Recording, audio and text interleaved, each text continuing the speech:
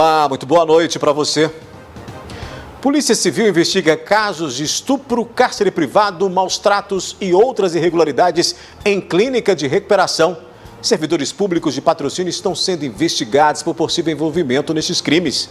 Tem reportagem especial. Família e amigos de Cássio Remis marcam locais da tragédia com flores e homenagens. Na edição do sábado do NTV News, 25 de setembro, você vai ver também. Polícia Rodoviária Federal apreende carga com mais de 600 quilos de maconha na BR-365 em Patos de Minas. 15º Batalhão deflagra a Operação Condor do Paranaíba. Bombeiros atendem ocorrência de incêndio em Serraria. Idosos começam a ser vacinados com a terceira dose da vacina contra a Covid em Patos de Minas. Crianças com espectro autista plantam árvores. Família de ex-vereador de Patrocínio assassinada há um ano fala do legado deixado e da expectativa por justiça. Essas e outras informações a partir de agora no NTV News.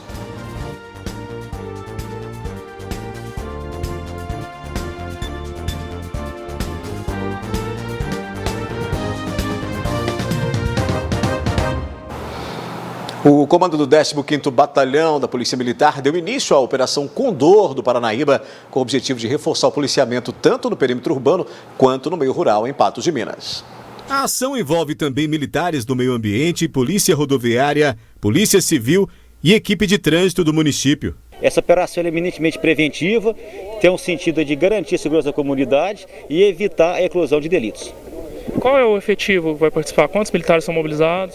Bom, na operação que foi lançada aqui de Patos, saíram aqui 15 viaturas, efetivo de 45 policiais militares. Com uma imensa área rural, o comandante explicou que o objetivo é reduzir as incidências de crimes nas localidades. Está trabalhando redução criminal na zona rural. Nós tivemos menos crimes esse ano do que no mesmo período do ano passado. Só que a zona rural é alvo de atenção especial da Polícia Militar, tendo em vista que a nossa região é eminentemente agrícola, uma extensa zona rural, muito produtiva, muitas comunidades rurais. É prova disso que a gente está desenvolvendo novas tecnologias para o patrulhamento rural, igual GPS viatura, rede de fazendas protegidas, de forma a conseguir que o policial militar consiga chegar mais fácil às propriedades rurais e fazer contato com a comunidade, no sentido de gerar segurança pública. As regiões que precisam ter um olhar especial, para esses locais aí. O motorista de um caminhão que vinha do sul do país com destino ao Nordeste foi preso na noite desta sexta-feira na BR-365 com 630 quilos de maconha escondidos em meio a uma carga de fogões. Ele foi abordado pela Polícia Rodoviária Federal após o caminhão apresentar defeito. A equipe de reportagem da NTV, Ludmila Bahia e Gustavo Brito, acompanharam o momento do flagrante e o trabalho da polícia. A Polícia Rodoviária Federal fez mais uma grande apreensão de drogas na BR-365, próximo a Patos de Minas. O inspetor Paulo Rosa acompanha essa operação e conta pra gente mais detalhes. Inspetor, como é que foi a ação da polícia? As nossas viaturas de ronda estavam fazendo um percurso no trecho, fazendo uma ronda, e deparou com um caminhão parado às margens da rodovia, em atitude suspeita. Ao abordar o veículo e conversar com o motorista, se notou um nervosismo extremo que levou a aumentar o nosso nível de suspeita. O veículo foi trazido aqui para a base da UOP, operacional da PRF de Patos de Minas, e a gente, ao abrir o baú, deparou com um cheiro característico de maconha. Devido à carga ser de fogões, uma carga muito difícil de manusear, a gente solicitou o apoio da Polícia Militar, da Roca, com os cães farejadores, e logramos êxito em localizar essa droga, em parceria PRF com a Polícia Militar. E o que o motorista desse caminhão conta? Ele estava sozinho, a gente até tentou conversar com ele, a gente não pode entrar, conversar, gravar entrevista, mas ele estava dizendo ali algumas informações que veio do sul com destino ao norte do país.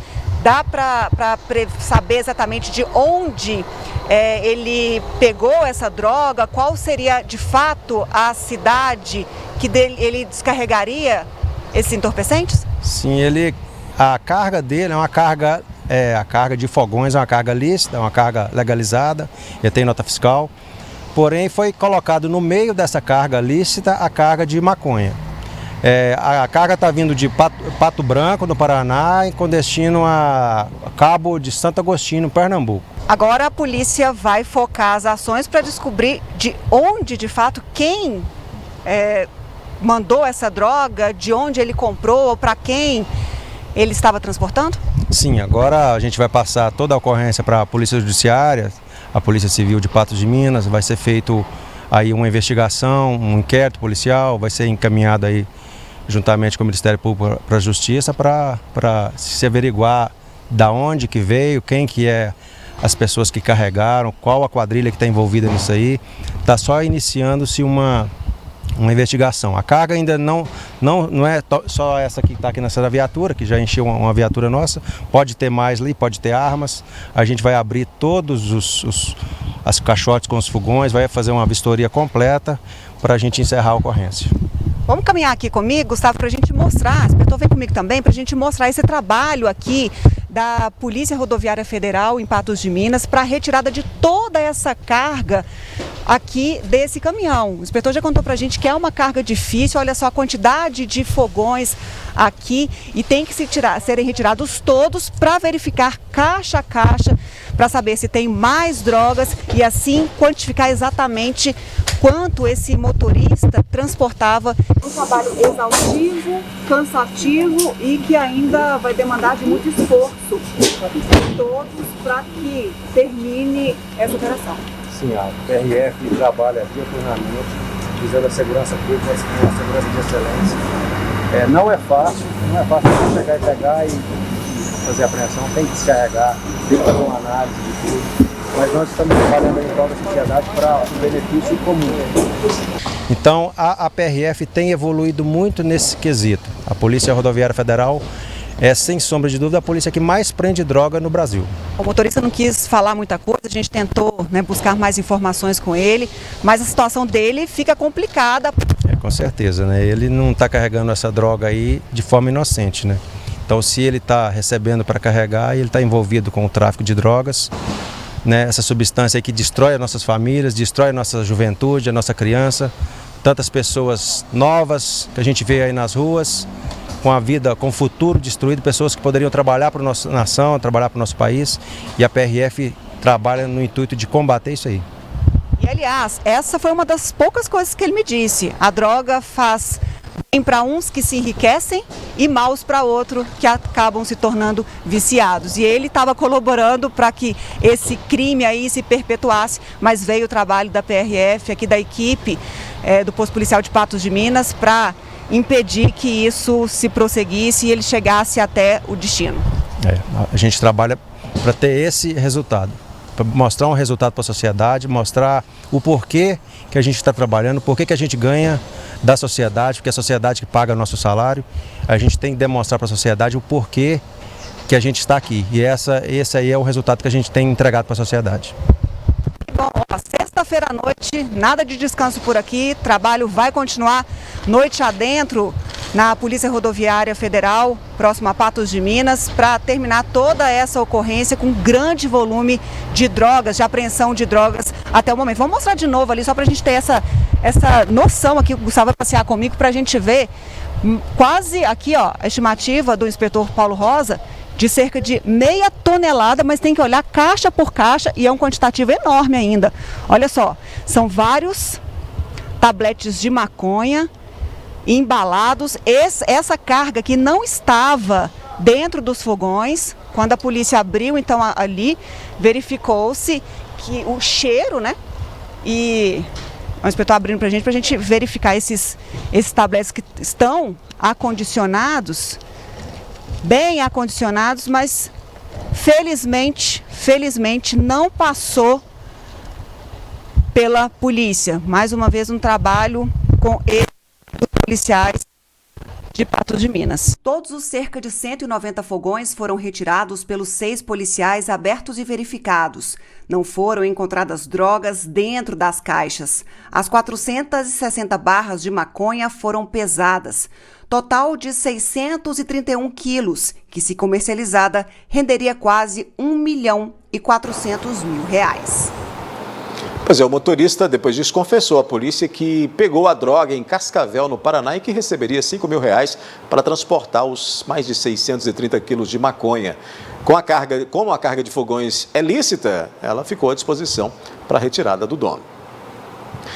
Depois do intervalo, aqui no News, bombeiros atendem ocorrência de incêndio em Serraria e Polícia Civil investiga casos de estupro, cárcere privado, maus tratos e outras irregularidades em clínicas de recuperação. Na madrugada deste sábado, equipes do Corpo de Bombeiros atenderam a ocorrência de incêndio em um galpão na rua Duque de Caxias. O acionamento ocorreu por volta das 3h30 da madrugada, com vizinhos alertando sobre a fumaça e as chamas que tomavam conta da estrutura da serraria. Os militares tiveram que arrombar o portão para acessar o interior do imóvel. Com o uso de técnicas de combate a incêndios, as equipes do 12º Batalhão do Corpo de Bombeiros conseguiram rapidamente controlar e dar fim ao fogo que ameaçava se alastrar por outros imóveis. O proprietário compareceu ao local e foi orientado quanto à segurança do estabelecimento, mas ainda não se sabe quais foram as causas do incêndio. A Polícia Civil de Patrocínio está no encalço das clínicas de recuperação da região. Depois de denúncias gravíssimas de estupro, cárcere e até venda de drogas nessas unidades que deveriam servir para recuperar os internos, foram cumpridos mandados de busca e apreensão.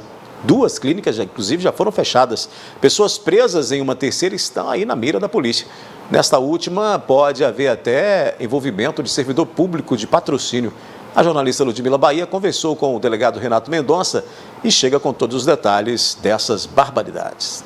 A Polícia Civil de Patrocínio tem cumprido mandados de busca e apreensões em clínicas de reabilitações de viciados em álcool e drogas na região. Há alguns dias recebeu uma denúncia de que uma pessoa teria sido estuprada em uma dessas clínicas. Dr. Renato tem acompanhado todos esses casos. Essa foi uma das mais graves dentre as clínicas visitadas, doutor? Sim, é prazer falar com vocês, telespectadores. A denúncia chamou atenção nossa, porque essas clínicas realmente a gente sabe que acontecem alguns abusos, mas essa chamou atenção por envolver abuso sexual. Então a gente representou o Poder Judiciário pelo mandado de busca. Nessa semana, anteontem, a gente cumpriu o mandado de busca e constatou realmente que até outras pessoas, além dessa vítima, tinham sido abusadas lá. Fora a situação, né, de outros crimes de cárcere privado, tinha um interno lá que tinha sido punido desde as 8 horas do dia anterior, trancado no quarto, até na hora que a gente chegou lá, 3 horas da tarde do dia seguinte, ou seja, ficou umas 30 horas trancado no quarto como punição. Ele também tinha sido dopado, sem acompanhamento médico. Tinha um interno lá bem machucado, a gente questionou, ele falou, eu apanhei aqui de um dos monitores por ter descumprido regras da clínica. A gente levou ele no médico, né, para constatar as lesões. Também tinha internos lá muito doentes, precisando de atendimento médico, não tinham medicamento e nem levou eles para o hospital para ser atendidos. A gente até teve que acionar o Corpo de Bombeiros para ir lá com a ambulância, levar eles para o hospital. E também uma completa e total desorganização dessa clínica em específico lá. Eu não tinha alvará para funcionar, não tinha médico, psicólogo, psiquiatra. Então a gente fez a prisão em flagrante, um casal de proprietários. A gente fez a prisão em flagrante da dona, o proprietário não se encontrava no local, que é o que recai a denúncia de estupro. Então a gente fez a prisão dela, foi presa em flagrante aqui e a gente representou pela prisão preventiva do autor. Bom, essa clínica fica próximo a Patrocínio, aqui na BR-365, próximo à BR-365. Os internos, mulheres e homens, ficavam misturados. O que eles disseram da rotina deles? Tinha algum tipo de fato de recuperação? Ou no ambiente em que a Polícia Civil constatou, e até mesmo pelos relatos das pessoas, os internos, o que foi verificado? Também chamou nossa atenção, assim que a gente chegou lá, foi a primeira coisa que a gente notou, é que apesar de ter o quarto feminino e o quarto masculino, tudo era feito em conjunto lá. As refeições, as reuniões, não tinha realmente uma separação. E também chamou atenção que os proprietários, o casal, ele tinha 3 filhos, eles têm 3 filhos. E os filhos também ficavam lá. Eles ficavam lá, o casal não estava lá quando a gente chegou. E a gente perguntou para ela, você demorou a chegar, o marido não estava lá? Quem era o responsável? Ele falou, os internos. Os internos eram responsáveis pelos filhos dela, 3 filhos todos menores de idade. Então, o que atraiu nossa atenção foi isso. A gente também relatou ela, pediu a prisão dela, indiciou ela por abandono de incapaz, né, deixar numa situação de risco dessa. E essa divisão também que não existia, né? Todo mundo ficava junto e podia ensejar, né, além dessa questão do abuso, tinha um adolescente lá de 14 anos, que também ficava junto com todo mundo, com os adultos, que até a gente colheu os depoimentos dizendo que ele até tentou sofrer abuso lá de um dos internos, né? Já que fica adulto, adolescente, criança, mulher, tudo junto, enseja esse tipo de coisa, né?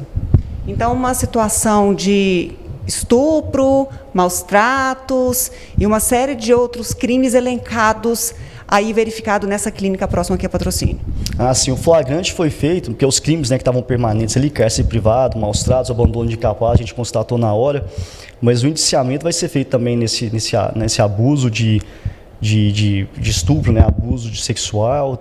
Também tinha o livro lá, o caderninho de venda de produtos lá dentro, só podia comprar produtos lá dentro, que lá era 6 vezes o preço de uma coisa, de um produto dentro da cidade, né? Lá era muito mais caro, então também tem um crime contra a relação de consumo, o cárcere privado, maus tratos, abandono de incapaz e o crime sexual. E é uma clínica de recuperação. Teve algum relato aí de vendas de drogas lá dentro também? A gente tem relato direto dessas clínicas, a gente está até apurando isso, de venda de drogas lá dentro, apesar de ser uma clínica de reabilitação. E nessa clínica, uma das vítimas em específico disse que o dono ofereceu droga para ela lá dentro. E essa foi a vítima de estupro, que é uma adolescente de 16 anos. Sim, que é a mesma vítima, uma das vítimas de estupro tem 16 anos de idade.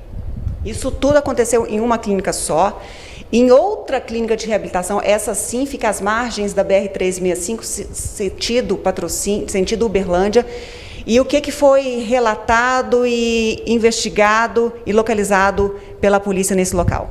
Nessa clínica, além também dos maus tratos, do cárcere privado, lá também a gente notou a venda também de produtos lá também bem acima do preço do normal. Também tinha um crime ambiental lá, tinha um chiqueiro de porco lá que o esgoto corria diretamente para o rio que margia lá.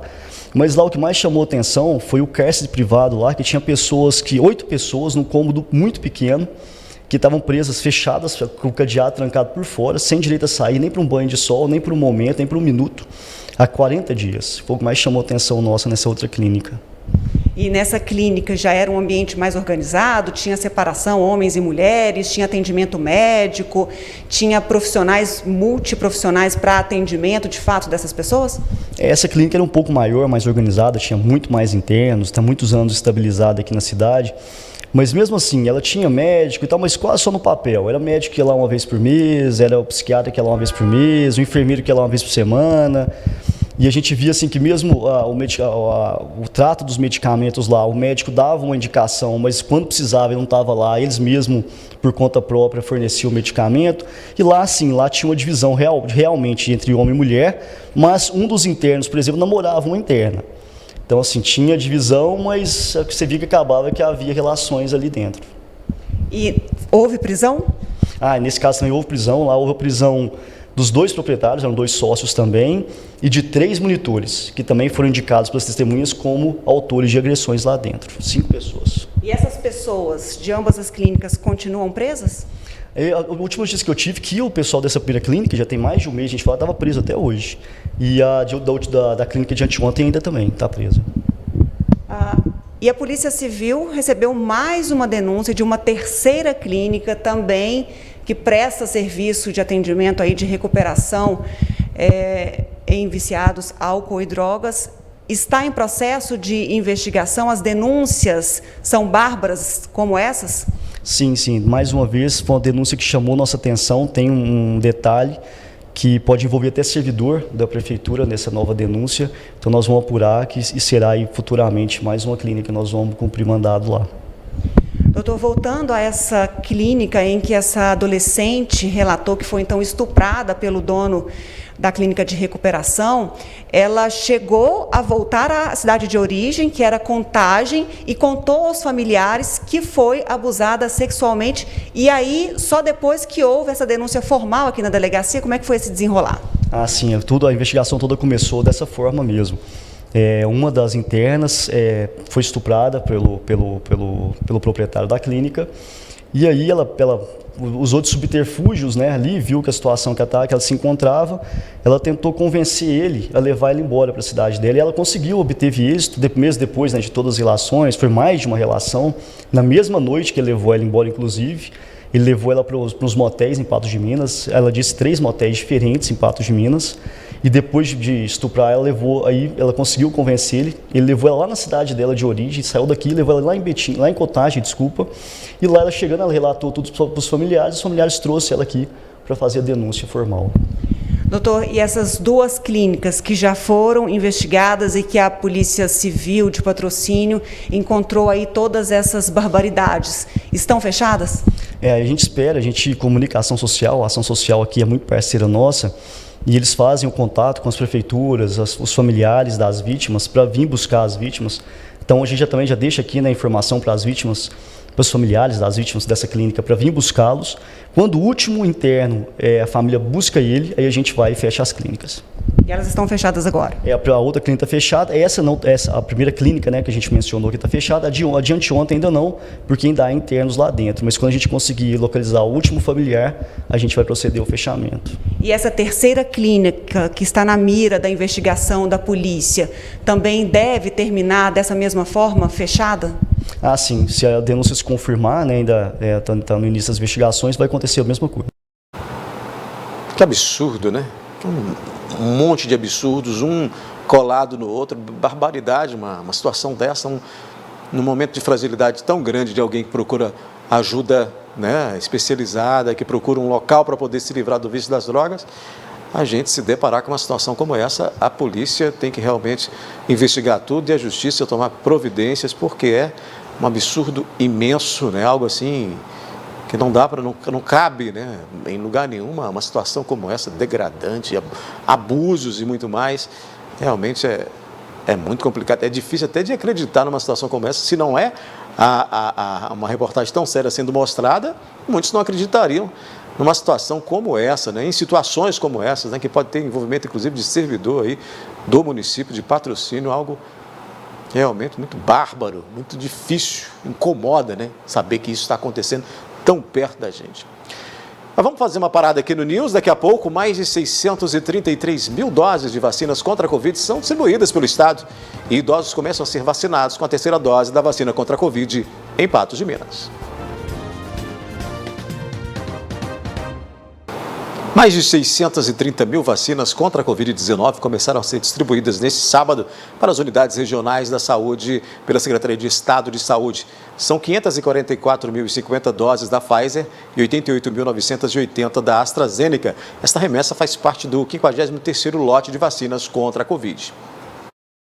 As doses da Pfizer são destinadas para o reforço da vacinação de pessoas imunossuprimidas, que tenham 28 dias de aplicação da segunda dose, e idosos de 79 a 75 anos de idade, que tenham 6 meses de aplicação da dose 2. As doses serão destinadas ainda para completar o esquema de vacinação de pessoas de 50 a 54 anos de idade, de trabalhadores industriais e de caminhoneiros. Além disso, a Pfizer também será utilizada para iniciar a vacinação de adolescentes de acordo com os critérios de prioridade.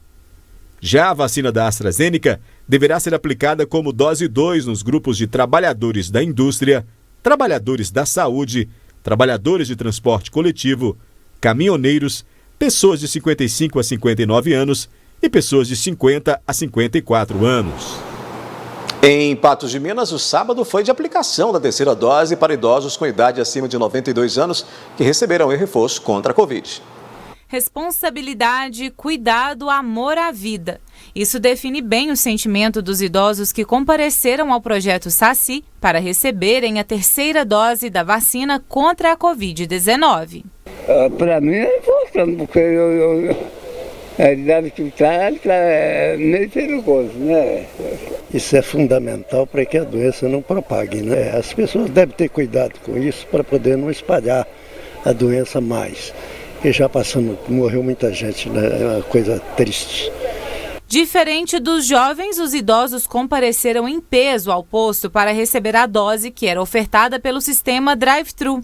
Alguns foram até caminhando. A gente vê a grande movimentação, né, e o público é grande desses idosos, a gente tem uma população bem grande nessa faixa etária, a gente está iniciando hoje os 92 anos ou mais, né, e está sendo muito bacana. A enfermeira reforçou sobre a importância da imunização para os idosos, que acontece também amanhã, segunda e terça. A gente tem programação até na terça-feira, na verdade. Aí é importante os filhos estarem atentos às divulgações, né, para estar ajudando os idosos, até porque nessa faixa etária eles não acompanham a rede social. E trazer eles para receber essa dose de reforço, que é muito importante, eles estão sendo imunizados com essa terceira dose. Essa conscientização também é encorajada pelo senhor Arthur. Então a gente tem que ter patriotismo e cada um cumprir sua obrigação no momento certo. Em instantes, aqui no News, microempreendedores individuais têm menos de uma semana para regularizar dívidas. E tem reportagem especial. Família e amigos de Cássio Remes marcam locais de tragédia com flores e homenagens. Falta pouco para o fim do prazo para os microempreendedores individuais regularizarem o pagamento dos impostos devidos desde 2016 ou há mais tempo, né? A data final é a próxima quinta-feira, 30 de setembro. Caso não quitem os tributos e as obrigações em atraso ou não parcelados, os MEIs serão incluídos na dívida ativa da União. A inscrição acarreta a cobrança judicial dos débitos e perda dos benefícios tributários. De acordo com a Receita Federal, os MEIs que tiverem apenas dívidas recentes em razão das dificuldades causadas pela pandemia da Covid não serão afetados. Também não serão inscritas as dívidas de quem realizou parcelamento neste ano, mesmo que haja alguma parcela em atraso ou que o parcelamento tenha sido rescindido. O documento de arrecadação do Simples Nacional para quitar as pendências pode ser gerado tanto pelo site quanto por meio do aplicativo MEI, disponível para celulares Android e iOS. Ainda é possível fazer o pagamento ou parcela das dívidas acessando o portal ECAC. O passo a passo sobre o parcelamento também está disponível no portal gov.br. De acordo com a Receita, existem 43 milhões de microempreendedores inadimplentes que devem 5,5 bilhões ao governo. Isso equivale a quase um terço dos 12,4 milhões de MEIs registrados no país. Em 24 de setembro, completou um ano da morte de Cássio Remes. A família se recorda com tristeza e dor do dia que o candidato a vereador foi assassinado, mas quer manter vivo o legado deixado por Remes.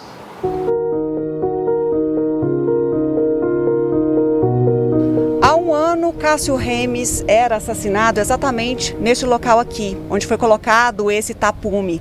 A Secretaria Municipal de Obras de Patrocínio passa por intervenção, por melhorias. Mas, segundo a família, é para tentar esconder uma tragédia que jamais será esquecida. Cássio Remes era adversário político dos Marra.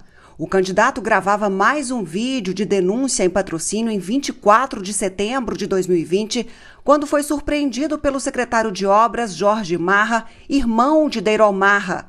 Remes teve o celular tomado por Jorge Marra e foi até a secretaria para pegá-lo de volta quando foi assassinado. A pergunta que muita gente faz, por que ele não chamou a polícia? Ele chamou a polícia, só que ele veio atrás, porque quando é uma pessoa conhecida que te tira algo, você vai rever aquele seu bem de volta. Então, juntamente com a polícia, ele veio até o CEASPA. E aqui é unânime, todas as pessoas com as quais eu conversei fala que hora nenhuma ele xingou, ele foi agressivo, ele simplesmente pediu o telefone dele de volta. E ao entrar dentro da Secretaria de Obras, ele pegou a arma e disparou 4 tiros. Nesses 4 tiros o Cássio caiu aqui do lado de fora, não satisfeitos, ele voltou e executou com mais 2 tiros na cabeça. Os 4 tiros acertou um na mão, um no braço esquerdo, um no peito e um mais de raspão na costela. Nenhum desses 4 tiros tinha matado até então. Ele estava sem forças, mas ele não havia morrido. Ele faleceu com os 2 tiros que ele deu a queima-roupa na cabeça. A Polícia Civil concluiu que não foi um crime político, mas para o conselheiro e corregedor do Tribunal de Contas de Minas Gerais, uma conclusão equivocada. Fui surpreendido, incrivelmente surpreendido, por esse bárbaro assassinato, que com certeza teve motivação política, não política eleitoral, mas política num sentido geral. Por quê? O Cássio morreu por causa da sua autenticidade, por causa da sua seriedade na defesa do patrimônio público. E não sou eu que digo, o ministro Barroso, presidente do Tribunal Superior Eleitoral, ele em vários momentos se manifestou em solidariedade à família e mostrando como que um clima de política que tem que ser de paz, de entendimento, pode descambar por um bárbaro assassinato. Jorge Marra está preso na penitenciária Deputado Expedito de Faria Tavares, em Patrocínio. O julgamento ainda não foi marcado. A Justiça ainda precisa apreciar o recurso da defesa, mas já foi decidido. Marra vai à júri popular. A família e amigos estão satisfeitos com a condução do judiciário até agora. Nós estamos prontas para o júri, nós estamos prontos para o julgamento e desde o dia 24 de setembro de 2020 a gente vem lutando arduamente para que a justiça estivesse sendo feita como está sendo feita. Quero aqui enaltecer o Poder Judiciário de Patrocínio brasileiro, que já negou a esse criminoso todos os habeas corpus, desde aqui até no STJ. E tenho certeza absoluta que nos próximos 2 meses o próprio juiz criminal de Patrocínio vai marcar que ele já determinou que ele irá para júri popular. E espero que ele possa pelo menos pagar pelo ato cruel que ele cometeu. Pedido por justiça, reforçado por aqueles que também amavam e admiravam Remes. O que a família e a sociedade de Patrocínio quer, a manutenção da prisão desse assassino e a sua condenação no tribunal de júri de forma exemplar. A gente acredita na justiça, então somos até membros dela, a gente espera agilidade para que esse júri aconteça e para que se faça justiça. Isso não traz o Cássio de volta, mas mostra que o caminho da violência nunca pode ser caminho que ninguém tome na política. Só tem um jeito de estancar um pouquinho essa dor, é condenando esse frio e bárbaro assassino. O legado de Cássio continua com a mãe, que foi eleita vereadora. Alguns dos projetos do filho, ela diz que vai levar adiante. E nós vamos buscar alguns sonhos que ele tinha e que agora a gente está começando a buscar para ser realizado. Então ainda tem 3 anos e meio e aí nós esperamos que durante esse resto de mandato eu consiga realizar alguns sonhos que a gente tinha conhecimento que era dele.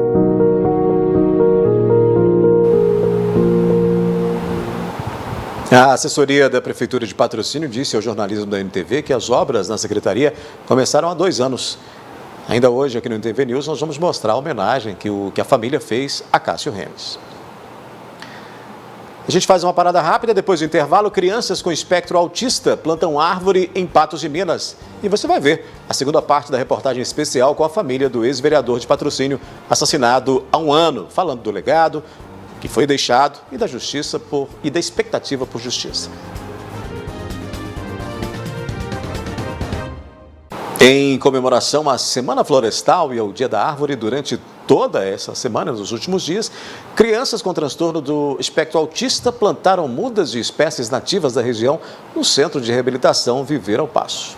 A Clínica Viver ao Passo, um centro de reabilitação neurofuncional, atende crianças com patologias diversas, dentre elas as crianças com transtorno do espectro autista, atendidas pela Associação Esperança Azul. Atendemos crianças que têm algum tipo de patologia neurológica e nós temos várias terapias, várias abordagens terapêuticas que são realizadas com essas crianças. Dentre elas tem a ecoterapia, que é a modalidade terapêutica que utiliza o cavalo como principal método. E na ecoterapia nós trabalhamos diversas áreas e é uma terapia inovadora e altamente diferenciada, que nós temos a possibilidade de trabalhar com essas crianças ao ar livre, em contato com a natureza, em contato com o animal, Então assim a gente consegue alcançar os nossos objetivos com uma facilidade maior. Durante toda a semana, as crianças atendidas na clínica participaram de uma ação ambiental em comemoração ao Dia da Árvore, em 21 de setembro, e da Semana Florestal. A atividade aconteceu durante a semana, né? Aproveitando as sessões de ecoterapia e de equitação, cada criança fez o plantio de uma muda, né? Que foi ofertada pelo IEF, fez a doação para nós. Ao todo, foram entregues 50 mudas de espécies nativas, como ipês, ameixas, abacates e outras. Parte dessas mudas foram plantadas no próprio espaço do Centro de Reabilitação. As demais foram doadas para as famílias das crianças com TEA. Nós somos procurados porque eles estão desenvolvendo um projeto educativo, né, junto com as famílias que aqui estão. E a gente trouxe para eles as mudas de árvores do IEF, né, e também junto com a questão da Semana Florestal, que nós estamos comemorando, né, e incentivando então as crianças e as famílias das crianças aqui, que são atendidas aqui, a terem esse cuidado com o meio ambiente, né, essa preocupação ambiental. Dentre as crianças estava o Rafael, que tem 2 anos e 9 meses. Além de plantar uma das mudas, ele ainda aproveitou para sentir os pezinhos na terra molhada. Depois que ele começou a fazer a ecoterapia, melhorou sim a interação social, melhorou o convívio com animais, concentração, ele ficou mais calmo, teve bastante melhora. Eu acho que é muito importante, não só para as crianças portadoras do transtorno do espectro autista, mas para todas as outras crianças, né? É importante o contato com a natureza, com os animais, esse ar puro, né? Esse ar livre, eu acho muito importante. Ação importante por 2 motivos. O primeiro, por toda a questão ambiental envolvida, e o segundo, pela própria criança do espectro autista, que trabalha toda a parte sensorial no contato com a natureza. Com a natureza, para a criança do transtorno do espectro autista, é muito importante. Por quê? Porque a natureza promove a integração sensorial. E a natureza é rica em estímulos sensoriais. São diversas formas, cores, tamanhos, né, cheiros e até sabores, né, ali dispostos para a criança ter o contato. E a criança, quando ela tem um contato com a terra, né, com a muda, né, para realizar esse plantio, ela está aumentando o seu repertório sensorial e permitindo que ela tenha tolerância a próximas situações que sejam novas para ela. Então, oferece muito desenvolvimento, né, e muito aprendizado para as nossas crianças. A gente faz uma parada rápida aqui no NTV News e volta já com a segunda parte da matéria especial sobre o ex-vereador assassinado há 1 ano em Patrocínio. A gente continua falando do ex-vereador de Patrocínio, Cássio Remes, que foi assassinado há 1 ano, com a segunda metade, né, a segunda parte da reportagem especial. O réu confesso Jorge Marra está preso aguardando julgamento. Para marcar o legado deixado por Cássio, a família prestou homenagens.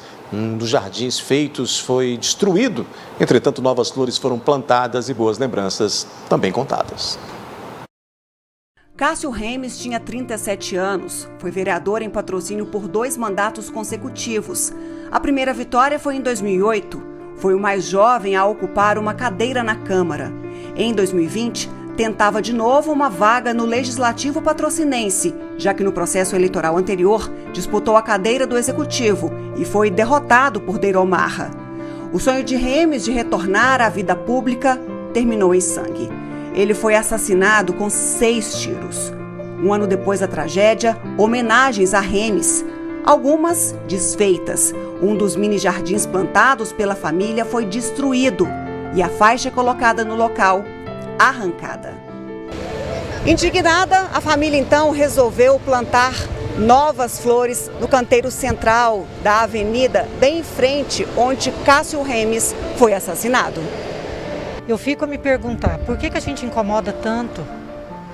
Né? Nós não fizemos manifestação nenhuma, nós só pusemos uma flor aqui no canteiro.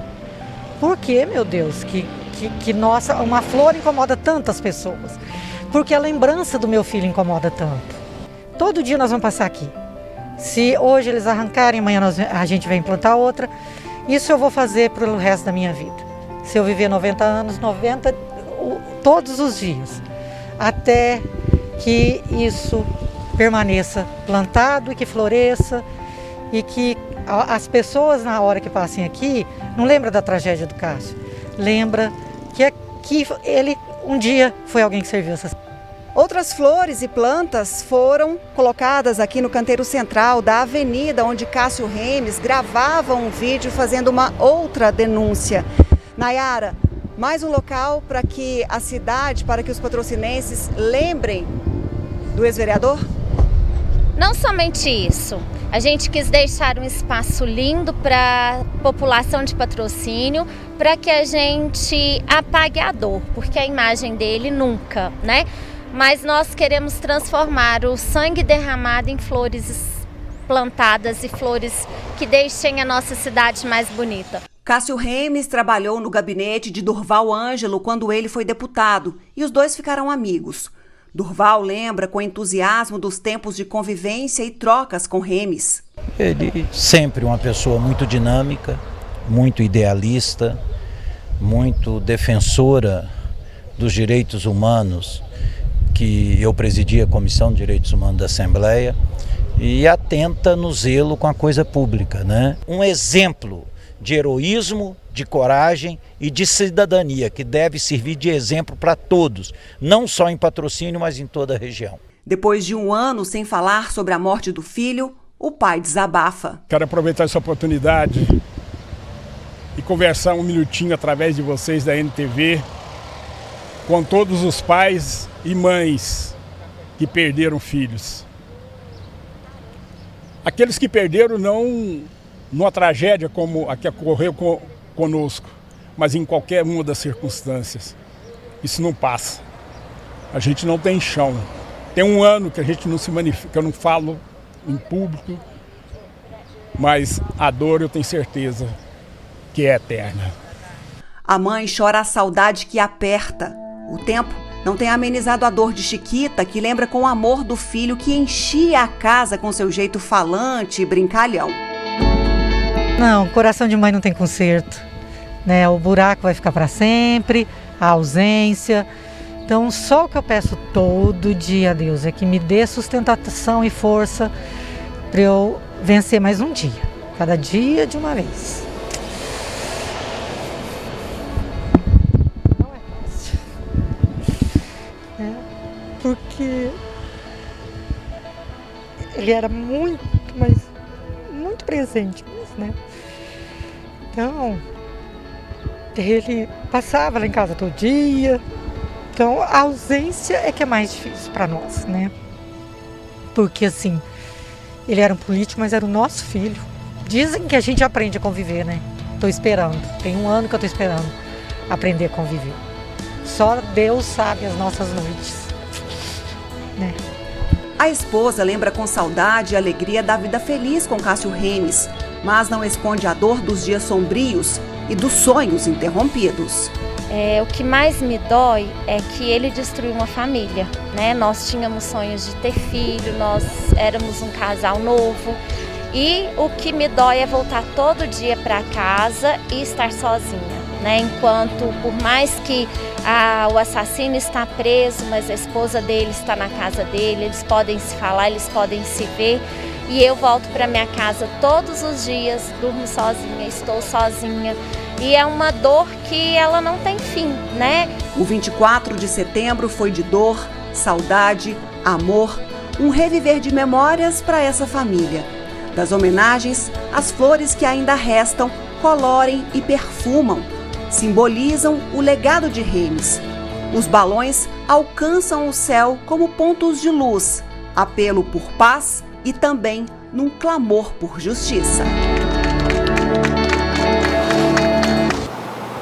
Com essa a gente encerra a edição de hoje do NTV News, prometendo voltar na segunda-feira às 19 horas. Obrigado pela companhia, tenham todos um ótimo fim de semana e até lá.